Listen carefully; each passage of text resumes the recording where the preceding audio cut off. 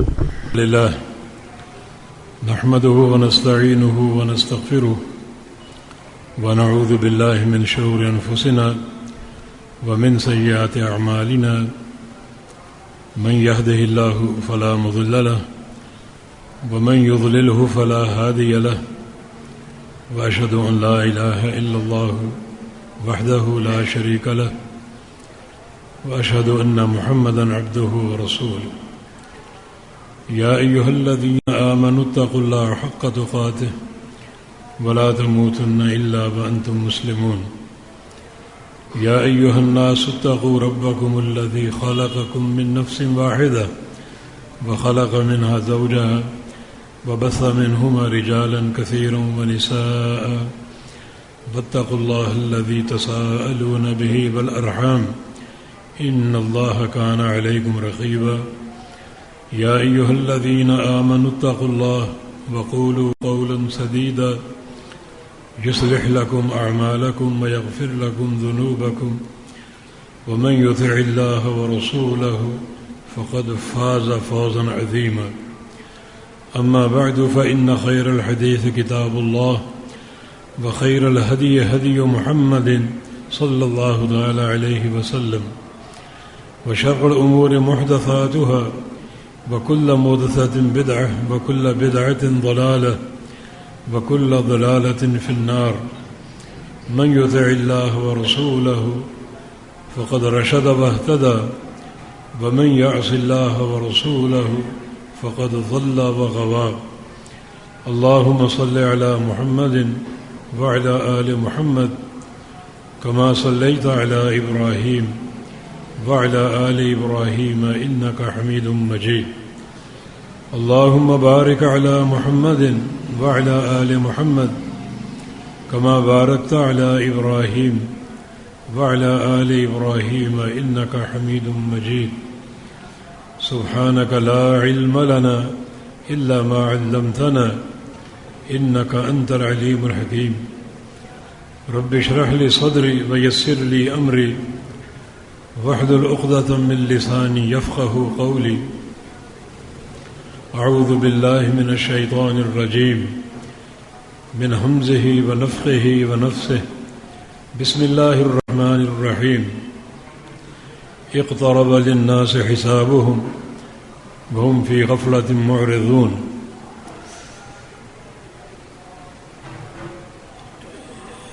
اس آیت کریمہ میں اللہ رب العزت نے ایک بڑی ہولناک خبر دی ہے اقترب للناس حسابهم قریب آ چکا لوگوں کے لیے ان کے حساب کا وقت وهم فی غفلۃ معرضون اور وہ غفلت کی زندگی میں سرشار ہیں اور بالکل غافل بنے بیٹھے ہیں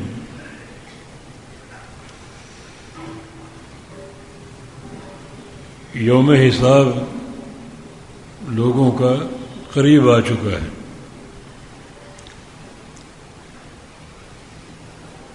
قریب آنے کے کئی معنی ہیں ایک معنی یہ ہے کہ جو دنیا کی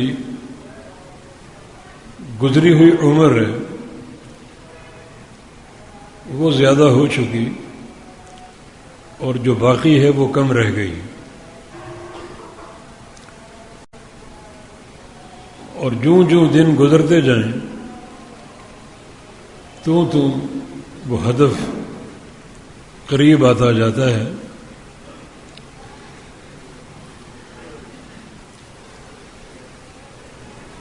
اس آیت کریمہ سے صحابہ کا فہم کیا تھا؟ امام قرطبی رحمہ اللہ نے اپنی تفسیر میں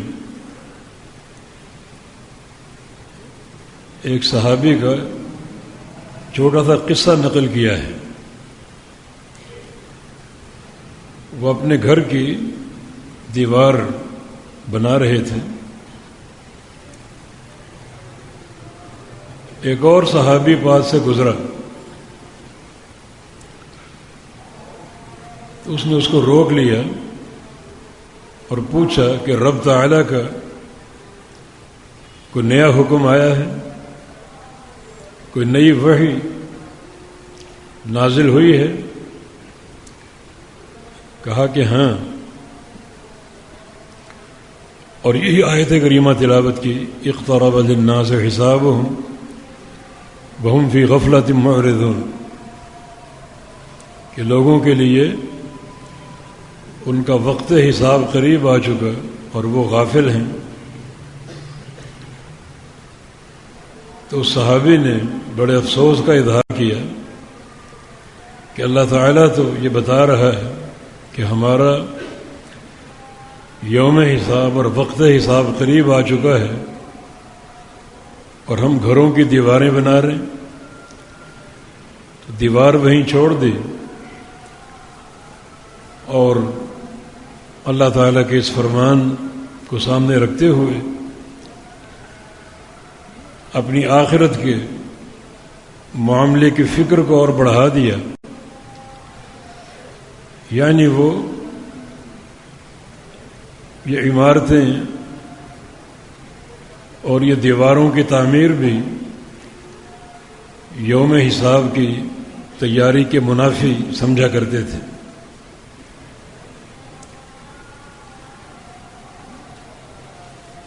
یہاں کئی چیزیں قابل غور ہیں۔ لفظ اقترب، اقترب کا معنی بہت قریب آ چکا ہے۔ اس میں ماضی کے دو صیغے ہیں، قرب اور اقترب۔ قرب کا معنی قریب آنا، قریب ہونا، اور اقترب کا معنی بہت قریب ہونا۔ یہ باب افتعال ہے اور اس کی تا جو ہے اس میں مبالغے کا معنی ہے۔ لوگوں کا یوم حساب بہت قریب آ چکا ہے۔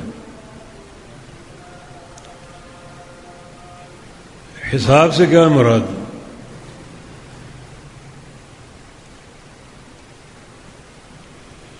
یہ بڑا ایک خوفناک معاملہ ہے۔ حساب کا معنی یہ کہ اللہ تعالیٰ نے جو کچھ دنیا میں دیا، یہ عمر دی، صحت دی، مال دیا، اولاد دی، فراغت دی، آسودگی اور تبنگری دی، رزق دیا، روزانہ کھانا کھلایا، لباس اور کپڑے مہیا کیے، اور آپ نے خوب عیش و عشرت کی زندگی گزار لی۔ اب ان سب چیزوں کا حساب باقی۔ یوم حساب جب آئے گا تو اللہ رب العزت نے ان تمام چیزوں کا حساب لینا ہے۔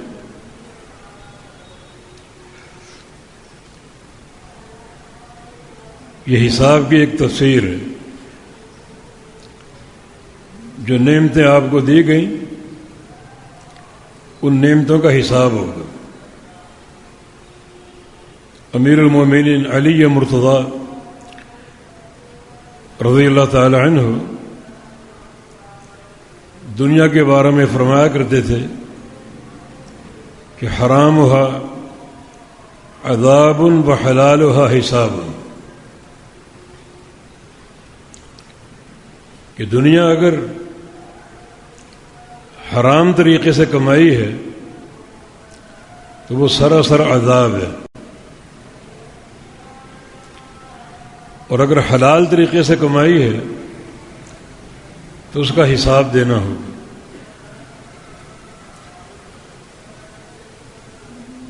کون سا اس کا معاملہ ہے جو خیر کا باعث ہو؟ بذریعہ حرام اگر دنیا آئی ہے تو اس کا عذاب جھیلنا پڑے گا، اور اگر حلال طریقے سے آئی ہے تو اس کا حساب دینا پڑے گا۔ تو اقترب للناس حسابهم، لوگوں کے لیے ان کا وقت حساب قریب آ چکا ہے۔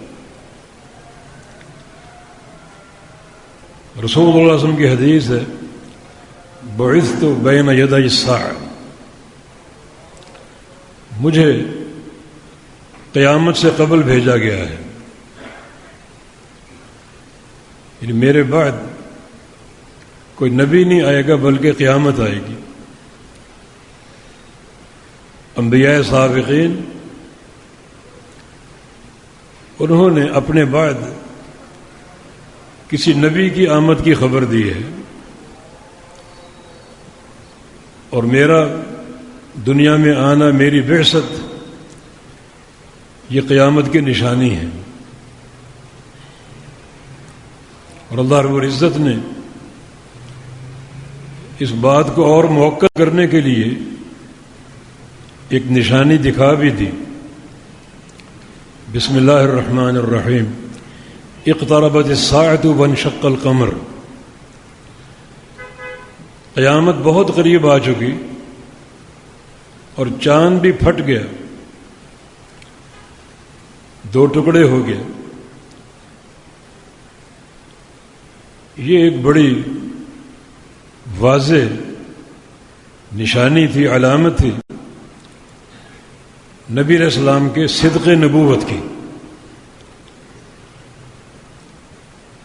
بعض احادیث میں کفار قریش نے مطالبہ کیا تھا، ہم آپ کو تب مانیں جب آپ اپنے ہاتھ کے اشارے سے چاند کے دو ٹکڑے کر دیں۔ آپ چونکہ معجزات کے مالک نہیں ہیں، معجزے کا ظہور اللہ کے امر سے ہوتا ہے، نبی کے اختیار میں نہیں ہوتا۔ نبی کو معجزے کے ظہور کا علم بھی نہیں ہوتا۔ موسیٰ علیہ السلام نے عصا پھینکی، وہ اژدہا بن گیا اور ڈر کے بھاگ گئے، پتہ ہی نہیں تھا کہ یہ میری نبوت کی صداقت کی نشانی۔ آپ کی بیٹی فاطمہ رضی اللہ عنہا تھکاوٹ کا شکوہ کرتی ہیں، پانی دور سے لانا پڑتا ہے، کمر پہ گٹھے پڑ گئے ہیں، تھکاوٹ سے چور ہو جاتی ہوں، ایک غلام دے دیجیے۔ تو آپ فرما دیتے کہ پانی تو آپ کے گھر میں موجود ہے، جب پانی چاہیے ہو تو برتن میرے پاس لے کے آ جایا کرو۔ میری انگلیوں سے پانی پھوٹتا ہے اور کنووں کے کنویں بھر جاتے ہیں، ہزاروں لوگ سیراب ہو جاتے ہیں، تو میں تمہیں سیراب کیوں نہیں کر سکتا؟ لیکن نہیں، کوئی اختیار ہی نہیں۔ یہ تعلیم اور تلقین فرمائی کہ رات کو جب بستر پر جاؤ تو 33 بار سبحان اللہ، 33 بار الحمدللہ اور 34 بار اللہ اکبر پڑھ لیا کرو، یہ دن بھر کی تھکاوٹیں دور ہو جائیں گی۔ تو معجزے کا اختیار نبی کو نہیں ہوتا، یہ سارا اللہ تعالیٰ کے اختیارات ہیں۔ جب کفار قریش نے قبول اسلام کے لیے شق القمر کی شرط لگا دی کہ چاند دو ٹکڑے ہو جائیں ہم آپ پر ایمان لے آئیں گے، اللہ تعالیٰ سے دعا کی، اللہ رب العزت نے چاند کے دو ٹکڑے فرما دیے آپ کے اشارے سے، اور پورا اہل مکہ نے دیکھا ایک ٹکڑا جبل ابی قبیس پر ہے اور دوسرا ٹکڑا جبل قویقعان پر، دو مکہ کے پہاڑ، چاند دو لخت ہو گیا، دو ٹکڑے ہو گیا، اور مکہ والوں نے مشاہدہ کر لیا کہ اب تو ایمان لے آؤ، لیکن نہیں، ان کی طغیانی سرکشی اپنے عروج پر تھی۔ یقول سحر مستمر، اس کو جادو کہا انہوں نے کہ محمد صلی اللہ علیہ وسلم نے ہماری آنکھوں پر جادو کر دیا ہے اور ہمیں یہ چاند 2 ٹکڑے دکھائی دیا۔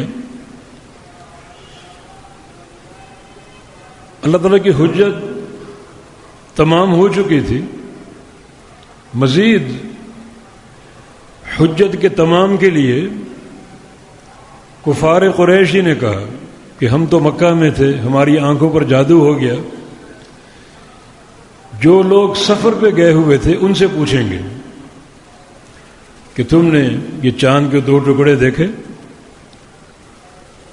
ان کی آنکھوں پر جادو نہیں کیا ہوگا، جادو تو ہم اہل مکہ کی آنکھوں پر کیا۔ چنانچہ کچھ ہی عرصے کے بعد کچھ قافلے آئے باہر سے، تجارتی قافلے، ان سے پوچھا کہ آپ نے کوئی حادثہ دیکھا؟ کہا کہ ہاں فلاں رات ہم نے چاند کے 2 ٹکڑے دیکھے۔ اب تو حجت قائم ہو چکی، سفر سے آنے والوں اور ان قافلوں نے بھی شق القمر کی گواہی دی، لیکن انکار، تجبر، سرکشی اور طغیانی ان پر غالب تھے، پھر بھی اسلام قبول نہیں کیا۔ اللہ تعالیٰ کی حجت پوری طرح تمام ہو چکی تھی اور پھر بھی اسلام قبول نہیں کیا۔ تو قیامت کا انتہائی قریب ہونا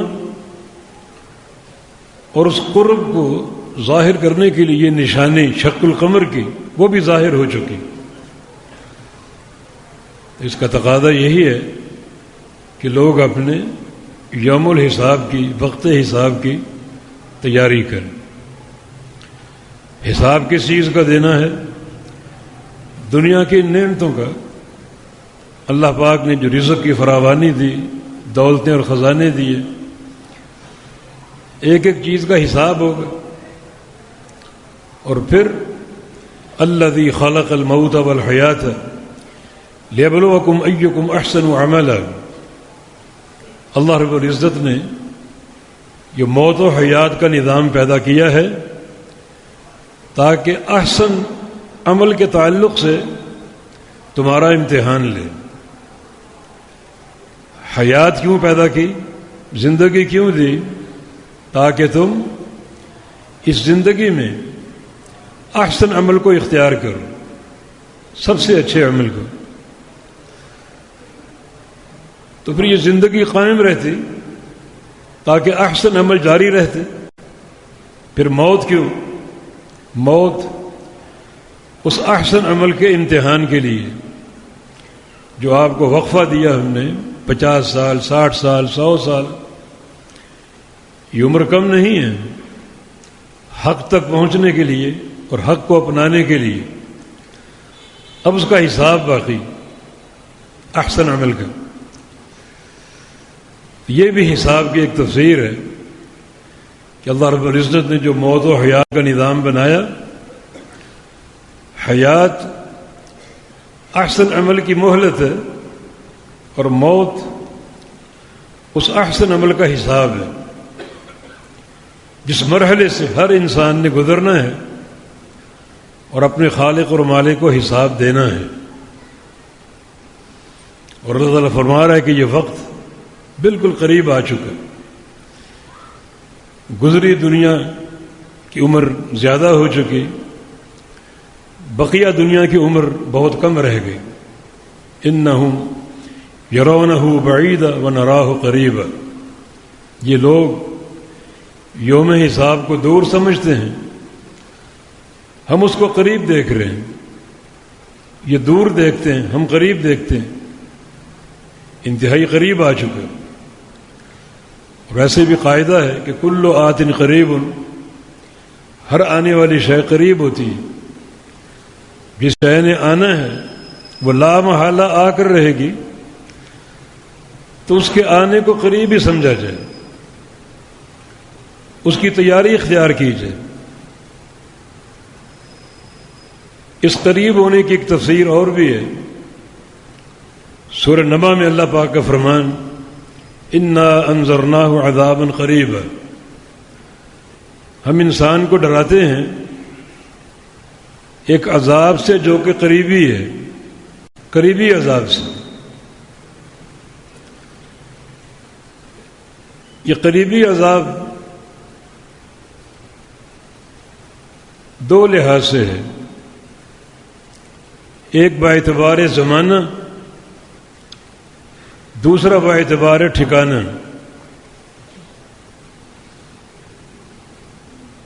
باعتبار زمانہ یہ عذاب قریب ہے،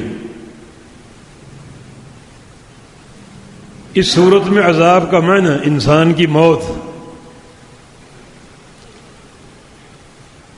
موت بھی تو قیامت ہے، من مات فقد قامت قیامتہ، جو بندہ مر جاتا ہے اس کی قیامت اسی وقت قائم ہو جاتی، تو موت تو انتہائی قریب ہے، ایک لمحے کے اندر آ سکتی۔ انسان ایک سانس لے، دوسری لے پائے یا نہ لے پائے۔ اور یہ بات بھی نبی علیہ السلام کے ایک حدیث میں مذکور ہے، یہ تفسیر قرطبی میں، کہ آپ نے ایک قبہ نما عمارت دیکھی مدینہ میں، پوچھا یہ کس کی ہے؟ بتایا کہ فلاں انصاری صحابی کی۔ وہ انصاری صحابی کچھ عرصہ بعد اللہ کے نبی کو دکھائی دیا تو اس نے آپ کے چہرے پر ناگواری محسوس کی اور بڑا پریشان ہوا، ملول ہوا کہ میں نے نبی علیہ السلام کو بدلا ہوا پایا۔ آپ کے اخلاق کریمہ اس کے برعکس، آپ کے چہرے پر رنجش اور ناگواری کے آثار دیکھیں۔ صحابہ نے بتا دیا یہ وجہ ہے، تمہارے اس قبہ نما عمارت کو آپ نے دیکھا۔ بڑا پریشان ہوا اور اس کو ڈھا دیا۔ رسول اللہ صلی اللہ علیہ وسلم نے فرمایا کہ قبہ کی تعمیر سے بھی زیادہ قریب تمہاری موت ہے، موت اس سے زیادہ قریب ہے۔ اس کا معنی یہ ہے کسی وقت بھی انسان موت کا شکار ہو سکتا ہے، اور اگر وہ لمبے منصوبے بنا لے اور موت کی فکر نہ ہو تو یہ ایک پرلے درجے کی غفلت۔ تو یہ عذاب قریب باعتبار زمانہ کے، انسان کی موت اس کی قیامت ہے، حساب و کتاب شروع ہو جاتا ہے۔ قبر کا فتنہ برحق ہے، فرشتوں کا آنا اور سوال کرنا صحیح حدیث سے ثابت ہے، تو یہ بھی ایک طرح کا حساب کا وقت ہے جو کسی وقت بھی آ سکتا ہے۔ تو انا انذرناہ عذابا قریبا، بڑا قریبی عذاب ہے یہ موت کی صورت میں۔ اگر قبر میں پکڑ لیے گئے اور قبر کے حساب میں اگر کامیاب نہ ہو پائے تو پھر یہ عذاب قریب ہے۔ دوسرا اس کا معنی باعتبار ٹھکانہ کے، نبی علیہ السلام کی حدیث ہے الجنت اقرب الی احدکم من شراک نعلہ والنار مثل ذلک، جنت تم سے تمہارے جوتے کے تسمے سے بھی زیادہ قریب ہے، 1 فٹ کے فاصلے پر، اور جہنم بھی اتنے ہی فاصلے پر۔ جوتے کا تسمہ کتنا بڑا ہوتا ہے، تسمے کے فاصلے پر جنت بھی ہے اور تسمے کے فاصلے پر جہنم بھی ہے۔ بعض اوقات تم ایسا عمل کر جاؤ جو اللہ کو خوش کر دے، اللہ کو راضی کر دے، اور تم ایک جست میں جنت میں پہنچ جاؤ، اور اللہ رب العزت تمہیں اس عمل کی وجہ سے، پسندیدگی کی وجہ سے جنت کا داخلہ عطا فرما دے۔ اور بعض اوقات یہ بھی ممکن ہے تم ایسا عمل کر جاؤ جو اللہ تعالیٰ کو شدید ناراض کر دے، اور تمہارا اگلا قدم تمہیں جہنم میں پہنچا دے۔ اس میں بہت حد تک کردار زبان کا ہے. نبی علیہ السلام کی حدیث ہے ان رجلا لیعمل بعمل اہل الجنہ حتی لا یبقى بینہ وبینہا الا شبرا، کہ ایک انسان جنت والے کام کرتا ہے حتیٰ کہ اس کے اور جنت کے مابین ایک بلشت کا فاصلہ باقی بچتا ہے.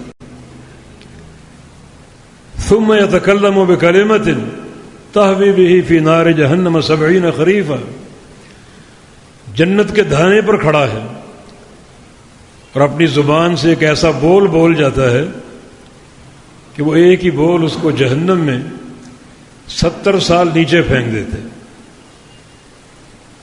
کس قدر جہنم قریب ہے، انسان کہاں پہنچ چکا ہے، جنت کے دھانے پر کھڑا ہے اور کسی ایک عمل اور کسی ایک نیکی کی بنا پر جنت میں داخل ہو سکتا ہے، لیکن زبان کا ایک ہی بول اس کے وہاں سے اٹھا کر جہنم کی طرف لاتا ہے اور 70 سال کی مسافت کے بقدر جہنم میں نیچے پھینک دیتے. ان رجل یتکلم بکلمۃ لا یلقی لها بالا یلقی اللہ علیہ ساخطہ الی یوم یلقاہ، ایک بندہ بے دہانی میں اسے پرواہ بھی نہیں ہوتی اور اپنی زبان سے کوئی بول اٹھتا ہے، کوئی جملہ ادا کر جاتا ہے اور اللہ اس ایک جملے کی بنا پر ایسا ناراض ہو جاتا ہے کہ اس پر اس دن تک لعنتیں برساتا ہے جس دن وہ بندہ اپنے رب سے جا کر ملے گا. قیامت تک لعنتیں برستی اس ایک بول کی بنا پر. تو یہ زبان کا معاملہ بہت ہی خطرناک، یہ ایک ایسا معاملہ ہے کہ بندہ جہنم کے بالکل دھانے پر کھڑا ہے اور ایک ہی بول کافی ہے اس کو جہنم میں گرانے کے لیے اور جہنم میں پہنچانے کے لیے. تو گویا اللہ کا عذاب ٹھکانے کے اعتبار سے بھی قریب ہے، جنت بھی 1 فٹ کے فاصلے پر ہے اور کوئی ایک نیکی اللہ کی رضا کا باعث ہو سکتی ہے. جیسے وہ نوارد جو مدینہ کی طرف آ رہا تھا بڑی تیز رفتاری کے ساتھ، نبی علیہ السلام کی نظر پڑ گئی، صحابہ بھی ساتھ تھے. فرمایا کہ یہ شخص جو آ رہا ہے اپنے اونٹ کو دوڑاتے ہوئے بڑی تیزی کے ساتھ، لگتا ہے اس کا کوئی اعلیٰ ہدف ہے. اتنی تیزی سے اونٹ کو دوڑانا کسی بہت ہی قیمتی اور اعلیٰ ہدف کے لیے ہوتا ہے، محض دنیا داری کے لیے نہیں. کأنہ یریدکم، لگتا ہے یہ ہمارے پاس آ رہا ہے ہمارے دین کے لیے اور طلب آخرت کے لیے. اور واقعی جب قریب پہنچا اور پوچھا گیا من این اقبلت، کہاں سے آئے ہو؟ تو کہتا اقبلت من اہلی و مالی و عشیرتی، میں اپنے اہل و عیال کو چھوڑ کر اور اپنے مال کو، تجارتوں کو اور پوری قوم قبیلے کو چھوڑ کر آ رہا ہوں. جانا کہاں ہے؟ ارید محمد صلی اللہ علیہ وسلم، اس شخصیت سے ملنا چاہتا ہوں جس کا نام محمد ابن عبداللہ صلی اللہ علیہ وسلم. فرمایا کہ میں محمد ہوں صلی اللہ علیہ وسلم. بڑا خوش ہوا اور کہا کہ میں فلاں علاقے سے آ رہا ہوں صرف ایک سوال کرنے کے لیے کہ اخبرنی بعمل اذا عملتہ دخلت الجنہ، اس بندے ٹکے عمل کی نشاندہی کر دیں جس کو اپنانے سے میں جنت حاصل کرنے میں کامیاب ہو جاؤں. تو آپ نے ارکان خمسہ کی تعلیم دی، اللہ کی توحید کی گواہی، رسالت کی گواہی، نماز قائم کرنا، زکوٰۃ اور رمضان کے روزے اور حج بیت اللہ. اس نے اس کا علم حاصل کیا اور کہا کہ میں جلدی میں ہوں، جا کر اپنی قوم کو بتانا چاہتا ہوں کہ اللہ کے سچے رسول سے مل کر آ رہا ہوں اور کامیابی کا راستہ لے کر آ رہا ہوں. مگر اس کی اونٹنی کا پاؤں الجھ گیا اور وہ گردن کے بل گر کر وہیں فوت ہو گیا۔ فرمایا کہ علیہ بالرجل، اس بندے کو میرے پاس لاؤ۔ صحابہ اٹھا کر لائے تو آپ نے بڑا فرط محبت سے اپنا چہرہ اس کے قریب کیا، پھر فوراً پیچھے ہٹ گئے اور صحابہ سے پوچھا، میں نے اپنا چہرہ اس کے قریب کیا پھر پیچھے ہٹا لیا، جانتے ہو کیوں؟ انی رأیت ملکین یدوسان فی فیہ من ثمار الجنہ، میں نے اللہ کے دو فرشتوں کو دیکھا اس کے منہ میں جنت کے میوے ڈال رہے تھے۔ اس کی تدفین آپ نے فرمایا کہ عرفت انہ کان جائع، جس سے مجھے یہ سمجھنے میں کوئی دیر نہ لگی کہ یہ بھوکا اور پیاسا تھا۔ گھر سے نکلا اپنی قوم، قبیلے اور برادری کو چھوڑ کر، کھانے پینے کی ہوش نہیں، ایک ہی دھن سوار ہے، جلدی مدینہ آ جائے، فاصلے سمٹ جائیں اور اللہ کے پیارے حبیب سے مل لوں اور جنت کا راستہ معلوم کر لوں۔ بھوکا اور پیاسا رہا تو اللہ تعالیٰ نے اس کی اس بھوک اور پیاس کی قدر کی۔ جو ہی اس کا انتقال ہوا، اللہ تعالیٰ نے جنت کے میوے دے کر فرشتوں کو بھیج دیا۔ دیکھیں جنت کتنی قریب ہے۔ بندے کا عمل، بندے کا کردار جو اللہ کو راضی کر جائے، یقیناً اللہ تعالیٰ کے فیصلے اور نتیجے اس بندے کے بارے میں بڑے بہترین ثابت ہوتے ہیں۔ فوری جنت اور فوری اللہ کی رضا کے وعدے۔ اسی طرح جہنم بھی انتہائی قریب ہے، ایک قدم کے فاصلے پر۔